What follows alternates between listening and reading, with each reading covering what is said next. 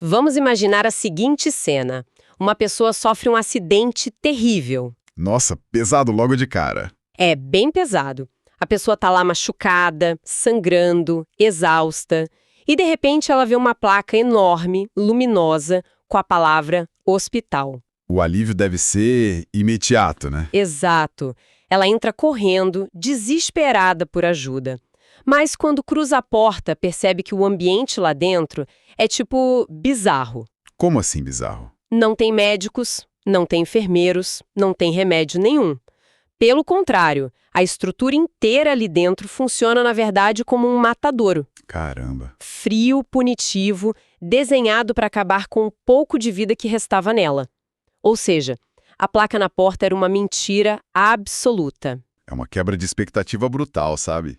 A gente confia nos rótulos. A sociedade inteira funciona na base dessa promessa implícita. Aham. Se a placa na fachada diz que é um hospital, a essência daquele lugar, o DNA dele, tem que ser o cuidado, a cura. Com certeza. Quando existe essa desconexão entre o que o lugar diz ser e o que ele realmente pratica, o resultado não é só uma decepção, é um trauma. Beleza, vamos desvendar isso.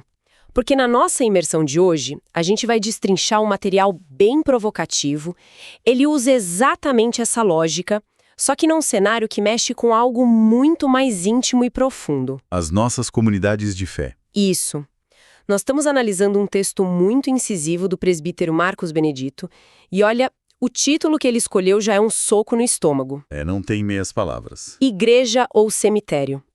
A missão da nossa análise hoje é entender essa linha finíssima, porém fatal, que separa uma comunidade que foi criada para gerar vida de um ambiente que virou um cemitério disfarçado. E o que é fascinante aqui é como o autor não dá margem para meio termo, né? Nenhuma. Ele constrói o argumento inteiro em cima de um contraste absoluto. Vida contra morte. A tese dele é muito clara. Que não basta ter o nome na fachada. Exatamente. Não importa o quão bonita seja a placa na porta, não importa se o CNPJ diz que é uma instituição religiosa, se a engrenagem ali dentro não reflete a vontade de Deus que, segundo os textos sagrados, é baseada em amor, perdão e serviço, então aquele lugar é só um galpão vazio. Cheio de vaidade humana. Cheio de vaidade. E chamar esse ambiente tóxico de cemitério é uma metáfora cirúrgica. Porque, pensa bem, um cemitério é um lugar silencioso. Onde as coisas estão paradas. Isso. E onde a principal função é enterrar pessoas. Cara, isso é muito forte. Enterrar pessoas vivas, sabe? Emocionalmente e espiritualmente falando. E pra gente entender como um lugar chega a esse ponto, o autor não começa falando da estrutura física ou do telhado. Ele vai na raiz, né? Ele vai no nível microscópico, o indivíduo. Ele começa listando o veneno que destrói as relações a partir de dentro. E quais são esses venenos? Ele fala de altivez, soberba, falta de perdão, fingimento e egoísmo. Ele até puxa um texto do livro de Tiago, no capítulo 3. Ah, sim. Aquele sobre inveja. Exato. O texto diz que onde existe inveja e espírito faccioso, aí tem confusão e toda espécie de coisas ruins. E faz todo sentido começar por aí, porque uma instituição não se corrompe sozinha. Ela é o reflexo das pessoas que estão lá dentro, né? É um reflexo direto. A inveja e o egoísmo são, na essência, dinâmicas de soma zero. Como assim? Bom, significa que, para o ego de uma pessoa inflar, ela sente que precisa diminuir o outro. É aquela necessidade constante de ser superior. Nossa, sim. O texto faz questão de contrastar essa atitude com o modelo original que Jesus ensinou. Tem um trecho no Evangelho de Mateus, capítulo 20, onde Jesus inverte totalmente a pirâmide de poder humano. É aquela parte sobre servir? Isso. Ele diz que quem quiser ser o maior tem que ser o servo de todos. O líder lava os pés. Um choque de realidade. Total. Quando o egoísmo substitui esse espírito de serviço, a comunidade começa a morrer de dentro para fora. É o estágio inicial da infecção. E o material traz histórias bíblicas para ilustrar exatamente o tamanho do estrago que esse ego causa.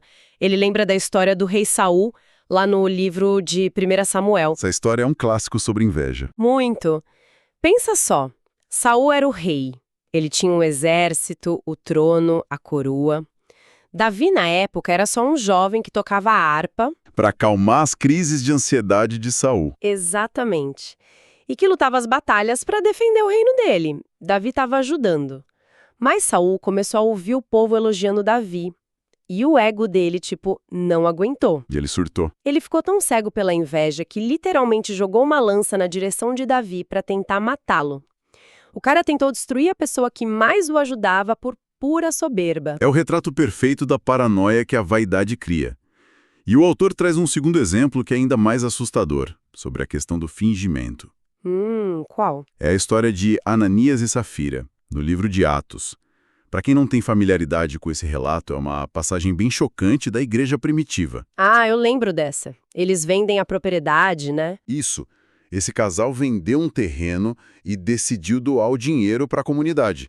Só que eles reteram uma parte para eles, o que até aí era um direito deles. O problema não foi o dinheiro. Foi a mentira. Exato. O problema é que eles foram para o meio de todo mundo e mentiram. Eles fingiram que estavam doando 100%. Eles queriam os aplausos, queriam o status de super generosos e perfeitos, mas sem pagar o preço real por isso. É a busca pela validação. E o sinal da história é bizarro, porque eles não tomam só uma bronca do apóstolo Pedro. O texto de Atos relata que eles caem mortos ali mesmo, na frente de todo mundo. O juízo foi literal e imediato. É uma consequência drástica. E lendo isso hoje, eu fiquei muito impressionada, porque não consigo evitar de traçar um paralelo muito óbvio com a nossa sociedade moderna. É mesmo. Como essa conexão aparece no dia a dia. A atitude do Ananias e da Safira é a essência do que a gente vê no Instagram o tempo todo. Ah, a cultura da imagem perfeita. Exato, é a cultura de criar uma imagem imaculada, de aplicar um filtro de perfeição. Só que, quando se traz essa cultura de rede social para dentro de uma comunidade espiritual, o estrago é devastador. Porque a pessoa não pode ser real. Não pode. A pessoa chega cheia de problemas, mas sente que precisa colocar uma máscara de irmão perfeito, sorrindo e dizendo que tá tudo maravilhoso. Deve ser exaustivo. Muito exaustivo. Manter essa fachada num lugar que deveria ser um porto seguro para vulnerabilidade. A energia que se gasta só para fingir que não tem falhas drena toda a vitalidade da pessoa. Essa análise psicológica é muito precisa. E é exatamente por isso que o autor do texto reforça que o fingimento é o que asfixia a comunidade. Faz todo sentido. Ele cita cartas como Efésios e Filipenses, que batem muito na tecla da humildade e da sinceridade. Pense bem, se está todo mundo usando uma máscara de perfeição, não existe conexão real. É impossível amar uma máscara, né? Impossível. Só se consegue amar e ser amado de verdade se houver vulnerabilidade. Então, quando o fingimento vira regra, a morte da comunidade está decretada. A empatia desaparece. Ninguém se conhece de verdade. E olha como a engrenagem desse cemitério vai se montando. É um efeito dominó. Porque quando se tem um monte de indivíduos dominados pelo ego, preocupados apenas em manter as aparências e fingir perfeição, e aí junta essa galera no mesmo espaço, o que acontece? A adoração perde o sentido. A adoração deixa de ser algo íntimo e espiritual e vira um show, vira um espetáculo de quem parece mais santo. É uma competição velada. Exatamente. E, naturalmente, essas pessoas que se acham perfeitas começam a se agrupar. É aqui que o texto entra pesado na crítica às panelinhas e aos tratamentos diferenciados dentro da comunidade. O autor fundamenta muito bem esse ponto. Ele vai buscar a repreenda duríssima que Jesus deu aos fariseus lá no Evangelho de Mateus, capítulo 6. Os fariseus adoravam um palco, né? Eles eram os mestres em fazer teatro religioso. Eles oravam em pé nas esquinas, tocavam trombeta antes de dar esmola, tudo milimetricamente calculado para ter plateia. Eram os influencers religiosos da época. É bem isso. E o autor contrapõe esse espetáculo de ego com um relato histórico da igreja primitiva, em Atos 2. Onde a dinâmica era outra. Totalmente outra. Lá, a descrição é de uma comunidade que dividiu pão nas casas, com alegria e singeleza de coração.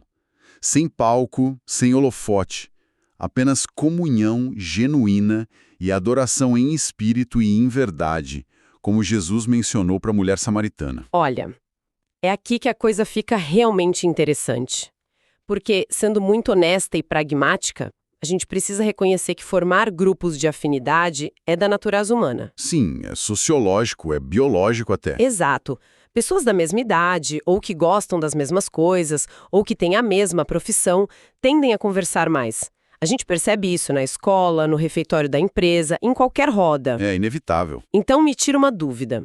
Por que o Marcos Benedito é tão enfático em dizer que essas panelinhas são um atestado de óbito para a comunidade? O que transforma uma simples roda de amigos num sintoma de um cemitério? Se a gente conecta isso ao contexto maior de tudo que foi discutido até agora, a diferença fica gritante. Explica isso melhor. O problema nunca foi a afinidade natural. O problema crônico, o verdadeiro veneno, é quando essa afinidade vira um critério de favoritismo e exclusão. Ah, entendi. O apóstolo Paulo escreveu aos Coríntios desesperado justamente por isso. Porque a comunidade lá estava rachada em facções. Eu sou de Paulo, eu sou de Apolo. Virou torcida organizada. Exato. As panelinhas assassinam a ideia de corpo. Em um corpo humano saudável, o coração não faz uma panelinha com o pulmão e decide ignorar o fígado, sabe? O corpo pifa se fizer isso. Todo mundo trabalha junto para a vida do todo. Quando a comunidade vira um clube de elite, com área VIP para quem tem o mesmo status financeiro ou o mesmo estilo de roupa, a essência do evangelho morre. A afinidade natural agrega, né? A panelinha tóxica exclui. Perfeito. A panelinha tóxica exclui. Uma área VIP religiosa. Essa imagem traduz perfeitamente o próximo passo desse desastre. Porque uma vez que se cria um sistema de castas dentro do lugar, inevitavelmente começa o julgamento. Quem entra e quem fica de fora. Quem é digno de entrar na rodinha e quem não é. A métrica de quem pertence à comunidade passa a ser baseada em utilidade e aparência. E o resultado direto disso é terrível. Porque o erro não é mais tolerado, né? Se alguém da galera não VIP escorrega ou falha, a recusa em perdoar é automática. A exclusão é sumária. O texto é implacável com isso e cita a carta de Tiago, capítulo 2, que diz com todas as letras que fazer acepção de pessoas é pecado. Ponto. Não tem entrelinhas. Nenhuma. Julgar alguém pela roupa que veste ou pelo status que tem é completamente antimagnético ao que Jesus ensinou. E como isso afeta as pessoas na prática? O autor destaca como muitos propósitos e ministérios de pessoas brilhantes são interrompidos brutalmente só porque a comunidade se recusa a perdoar uma falha. Que tristeza. E para mostrar que existe um caminho melhor, ele relembra a história de João Marcos. Cara, conta mais sobre essa dinâmica do João Marcos, porque ela ilustra perfeitamente o oposto dessa cultura de exclusão. Claro, João Marcos era um jovem que acompanhou o apóstolo Paulo e Barnabé em uma das primeiras viagens missionárias. Só que o trabalho ficou duro, perigoso, e João Marcos simplesmente desistiu. Ele largou tudo. Ele abandonou a equipe e voltou para casa. Anos depois, eles vão fazer outra viagem e Barnabé quer dar uma segunda chance para o rapaz. Mas o Paulo não gostou da ideia. Paulo, que era muito focado no resultado, diz um não rotundo. Ele fala algo como, ele nos abandonou, tá fora. Houve até uma separação entre Paulo e Barnabé por causa disso. Caramba, deu briga grande. Deu. Mas Barnabé, cujo nome significa literalmente filho da consolação, pegou João Marcos e investiu nele. Restaurou a confiança dele. Ele não descartou os jovens. Não. E o resultado desse trabalho lento e paciente de perdão foi tão bem sucedido que no fim da vida, o próprio Paulo escreve pedindo que tragam João Marcos. Porque, segundo ele me é muito útil. Isso sim é restauração, é um processo, né? É um processo ativo. Não é simplesmente jogar a pessoa no lixo porque ela falhou na primeira tentativa. E o texto vai buscar o maior exemplo de todos, no Evangelho de João, capítulo 8. A mulher pega em adultério. Essa mesma. A cena é caótica. O povo inteiro tá com pedras nas mãos, fervendo de indignação moral, pronto para apedrejar a mulher até a morte. O ódio coletivo, né? Sim, eles queriam o cancelamento definitivo dela. E Jesus entra no meio da roda, desarma todo mundo com aquela frase famosa sobre quem não tem pecado atirar a primeira pedra e oferece perdão e uma nova chance para ela. Ele quebra o ciclo da exclusão. Então, o que tudo isso significa? Para mim, o paralelo com a internet de novo é muito bizarro. Eu concordo. A multidão com pedras na mão de 2000 anos atrás é exatamente a timeline de hoje. Nós vivemos a era da cultura do cancelamento. A pessoa errou, acabou a vida dela. É o linchamento virtual. E o que o texto está gritando é que uma comunidade de fé que age como essa multidão raivosa, que cancela e descarta pessoas, não é uma igreja, é um cemitério que se alimenta dessas exclusões. Eu acho que você tocou na ferida principal agora. E, trazendo uma camada extra para esse paralelo com a cultura do cancelamento, na internet a multidão raivosa geralmente não conhece o alvo pessoalmente. São avatares anônimos, né? Exato. São desconhecidos. Agora, no ambiente que o texto do Marcos Benedito descreve, a pessoa que está segurando a pedra para cancelar a outra é a mesma pessoa que no domingo anterior estava chamando ela de irmão. Nossa, isso é pesado demais. É supostamente a família espiritual ali. A traição emocional e espiritual aqui é de uma profundidade terrível. O cemitério é o lugar onde a gente enterra o que não tem mais jeito, o que não queremos mais ver. É para esconder o problema. Sim. Já a comunidade de vida faz o exato oposto. Ela vai no fundo do poço, desenterra quem estava perdido, limpa a sujeira e traz a pessoa de volta à convivência. Dá trabalho, dói, mas é a única dinâmica que gera a vida real. E isso nos empurra direto para o grande porquê da nossa análise de hoje. Qual seria? Se esse ambiente de acepção de pessoas, de exclusão implacável, de panelinhas e de egos inflados está tão enraizado, de onde vem o sinal verde para tudo isso acontecer? Alguém tem que estar permitindo isso. Exato. E a raiz do problema quase nunca está na base. Está no topo da pirâmide, na liderança. O autor do texto bate de frente com o que ele define como liderança narcisista. O líder que busca os próprios interesses? Isso. É o líder que usa as pessoas para alimentar a própria vaidade, buscando reconhecimento constante, poder e favorecimento pessoal. É uma distorção do papel. Total. E o choque acontece quando se lê a primeira carta de Pedro, capítulo 5, onde a instrução clara para os líderes é pastorear o rebanho não por ganância, nem como dominadores, mas servindo de exemplo. A consequência de inverter esse papel é catastrófico, né? Quando o líder é narcisista, as pessoas viram apenas engrenagens para fazer a máquina dele rodar. É um sistema de produção. Sim, e quando a engrenagem quebra ou cansa, ela é descartada. O material menciona abertamente que as pessoas nesse ambiente começam a desenvolver quadros de depressão. Adoecem de verdade. Enfrentando um sofrimento silencioso e absurdo sem o menor amparo. E aqui, a genialidade da análise do autor se mostra na escolha do exemplo bíblico para lidar com a exaustão emocional. Qual exemplo ele usa? Ele traz à tona o profeta Elias, no primeiro livro de Reis. Cara, essa parte para mim é o ponto alto do texto. É muito tocante, né? Demais.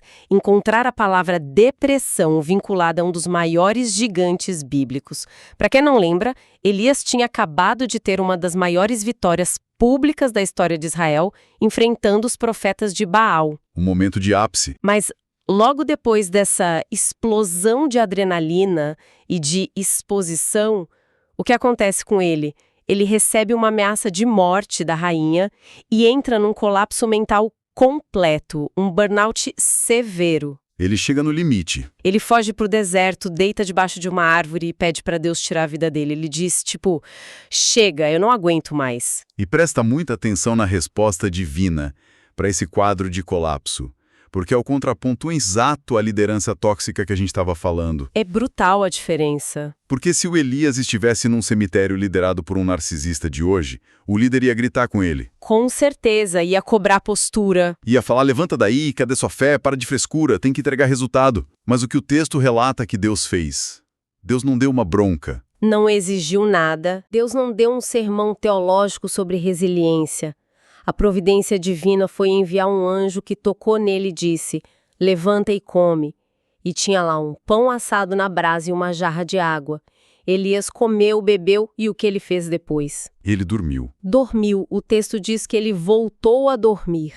Depois o anjo acorda ele de novo para comer mais porque a viagem ia ser longa. Olha, é de uma humanidade absurda. É lindo. É um cuidado físico, prático, validando o cansaço extremo dele sem condenação nenhuma. Isso levanta uma questão muito importante, que talvez seja o cerne de toda a reflexão do autor, a responsabilidade da liderança e da comunidade diante do sofrimento humano. O texto lembra, usando as cartas de Gálatas e Hebreus, que quem lidera precisa ser instrumento de restauração. Não de cobrança. Exato.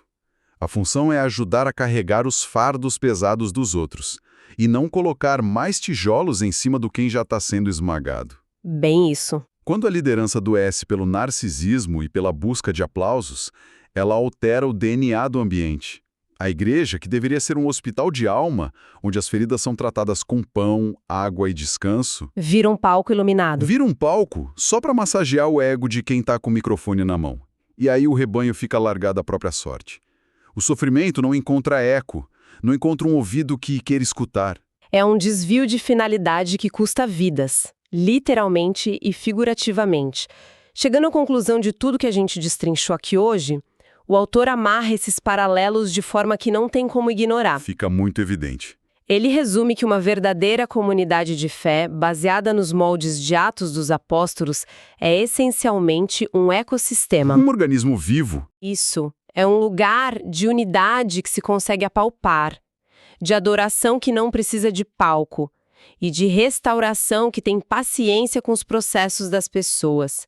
É onde todo mundo, com suas bagunças e falhas, é acolhido. E o contraste com o cemitério é nítido. Por outro lado, onde a falsidade reina solta, onde a exclusão sumária é o procedimento padrão, onde o ego e a injustiça mandam, ali não tem vida. Ali, de forma muito clara, não é a comunidade de Cristo descrita nos textos. O nome na placa não salva o ambiente. Não salva. Pode ter uma placa gigantesca, pode ter banda, pode ter estrutura de primeiro mundo, mas se opera na base da vaidade humana, é apenas um cemitério muito bem decorado. Uma fachada. E o texto encerra com uma afirmação pesada. A divindade não se agrada, em hipótese alguma, da vaidade humana. E por que a gente está gastando tempo destrinchando tudo isso, né? Porque essa sabedoria, mesmo baseada em textos de milhares de anos atrás, é um raio-x perfeito para os nossos dias. É super atual. Esse diagnóstico não é só um exercício intelectual, é uma ferramenta de sobrevivência emocional. É um convite para que quem está ouvindo olhe ao redor e faça uma auditoria sincera dos ambientes que frequenta. É essencial fazer essa avaliação. A pergunta que cada um precisa se fazer é: esse grupo promove ativamente a transparência e me ajuda a levantar quando eu caio? Ou ele funciona como um teatro de sombras que silenciosamente drena minha energia? Um lugar que te faz sentir inadequado o tempo todo, né? Isso. Saber identificar o terreno em que se está pisando é o primeiro passo para não ser enterrado vivo. É isso. Exige muita coragem confrontar a placa na porta com a realidade lá de dentro. E depois de passar por todos esses pontos, o fingimento que esgota, o cancelamento travestido de disciplina, líderes que adoecem as pessoas, eu fico com uma última provocação. Qual seria? Uma reflexão que o autor meio que deixa no ar e que eu acho que vale a pena quem está acompanhando a gente levar para o travesseiro. Vamos ouvir. Se a pessoa olha em volta e tem a clareza total de que o ambiente dela, embora carregue o nome de igreja, opera com todas as engrenagens frias de um cemitério, exclusão, vaidade, narcisismo, qual é o ponto exato de ruptura? Uma pergunta difícil. Muito difícil. Onde fica aquela linha invisível onde tentar desesperadamente consertar um sistema corrompido por dentro deixa de ser um ato de fé e de amor e passa a ser apenas um sacrifício inútil da própria sanidade mental? É o limite do suportável. Sim. Porque, no fim das contas, é insanidade continuar frequentando um lugar na esperança de ser curado quando se percebe que lá nos fundos as pás já estão prontas para te enterrar. Fica a reflexão.